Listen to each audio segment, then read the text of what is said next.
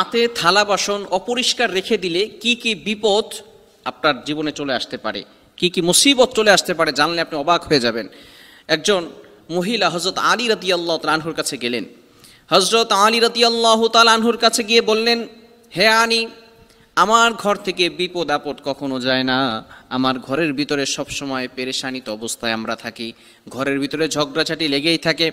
ব্যবসা করে, ইনকাম করে, কোনো কাজ হচ্ছে না, কোনো ফায়দা হচ্ছে না, বিভিন্নভাবে আমরা পেরেশানির ভিতরে আছি। হযরত আলী রাদিয়াল্লাহু তাআলা আনহুর কাছে এই মহিলা যখন বারবার এভাবে বলতে লাগলেন, হযরত আলী রাদিয়াল্লাহু তাআলা আনহু তাকে বললেন, আপনার ঘরে কি যে সমস্ত থালা বাসনগুলো আছে অপরিষ্কার করে আপনি রাতের বেলা রেখে ঘুমিয়ে যান কিনা? এবার সেই মহিলা বলল, আলী, তুমি কিভাবে বুঝলে? আমি তো এভাবেই করে রাখি।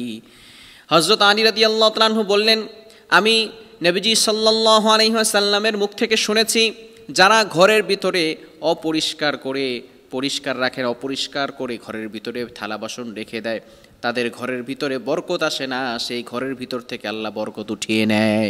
এজন্য রাতের বেলা ঘরটাকে অপরিষ্কার করে রাখবেন না। যে থালা বাসনগুলো আছে এগুলো অবশ্যই আপনি ভালো করে গুছিয়ে সুন্দর করে পরিষ্কার পরিচ্ছন্ন করে রাখবেন। কেননা রাতের বেলা কিন্তু ফেরেশতারা আপনার ঘরের ভিতরে নাজিল হতে পারে, রহমতের ফেরেশতারা আসতে পারে। বিশেষ করে ফজরের সময় রহমতের ফেরেশতারা আসমান থেকে দুনিয়াতে নাজিল হয়, প্রত্যেক ঘরে ঘরে পৌঁছে যায় এবং এই ফেরেশতাগুলো মানুষের জন্য রিজিক বরাদ্দ করে নিয়ে আসে। সে সারাদিন ভালো রিজিকের ব্যবস্থা করে, কিন্তু যখন মানুষগুলো ঘুমিয়ে থাকে এবং ঘরগুলো অপরিষ্কার থাকে, পরিচ্ছন্ন থাকে না, ফেরেশতারা কিন্তু এই পরিষ্কার জায়গা ছাড়া ঢুকতে পারে না, দুর্গন্ধের জন্য সেখান থেকে বের হয়ে যায়। এজন্য অবশ্যই থালা বাসনগুলো ঢুকিয়ে রাখতে হবে। শুধু তাই নয়, রাসূল সাল্লাল্লাহু আলাইহি সাল্লাম ১৫০০ বছর আগে আমাদেরকে নিষেধ করে দিয়েছেন। বর্তমান চিকিৎসা বিজ্ঞান এ বিষয়ে গবেষণা করে দেখে, রাতের বেলা যদি কোনো ময়লা যুক্ত কোনো থালা বাসন রেখে দেওয়া হয়, সেখানে ব্যাকটেরিয়া জন্ম নেয়, যার কারণে একটা মানুষের শরীরে বিভিন্ন ধরনের রোগ সৃষ্টি হতে পারে। যেই পাত্রের ভিতরে আমরা খাবার রেখে খাই, সেই পাত্রের ভিতরে যদি বিভিন্ন ধরনের ব্যাকটেরিয়া জন্ম নেয়, বিভিন্ন ধরনের ভাইরাস চলে আসে, সেটা যখন আবার মানুষের ভিতরে চলে যায়, তখন কিন্তু সে অনেক সময় বিভিন্ন রোগের আকৃষ্ট হয়ে যায়, রোগের ভিতরে পড়ে যায়, রোগ ব্যাধি তার ভিতরে সৃষ্টি হয়ে যায়। এজন্য অবশ্যই রাসূল সাল্লাল্লাহু আলাইহি ওয়াসাল্লাম আমাদেরকে যেটা নিষেধ করে দিয়েছেন সেটা আমরা কখনোই করব না। এই বিষয়টাকে আমরা অবশ্যই স্মরণ রাখার চেষ্টা করব। আমরা অবশ্যই থালা বাসন নয়, সব কিছুই আমরা পরিষ্কার পরিচ্ছন্ন করে রাখবো। যেহেতু ফেরেশতারা ঘরের ভিতরে প্রবেশ করে, গান বাজনা, ঘরের ভিতরে খারাপ কাজ, দুর্গন্ধযুক্ত কোনো কাজ, এগুলো আমরা ঘরের ভিতরে করব না। ছবি টানিয়ে রাখবো না, তাহলে কিন্তু ঘরের ভিতরে ফেরেশতারা আসবে না।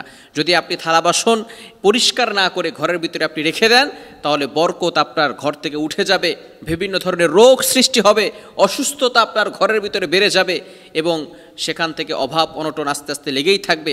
অভাব অনটন কখনো দূর হবে না। এজন্য অবশ্যই আমরা রাসূল সাল্লাল্লাহু আলাইহি ওয়াসাল্লামের শেখানো পদ্ধতিকেই ফলো করার চেষ্টা করব। এবং রাসূল সাল্লাল্লাহু আলাইহি ওয়াসাল্লাম আরও জানিয়ে দিয়েছেন, যখন রাতের বেলা তোমরা ঘুমাবে তখন থালা বাসনগুলো ঢেকে রাখবে, যদি কোনো খাবার থাকে সেটাও ঢেকে রাখবে, কেননা বিভিন্ন ধরনের পোকামাকড় এই খাবারের ভিতরে পটি করতে পারে, ময়লা ফেলতে পারে।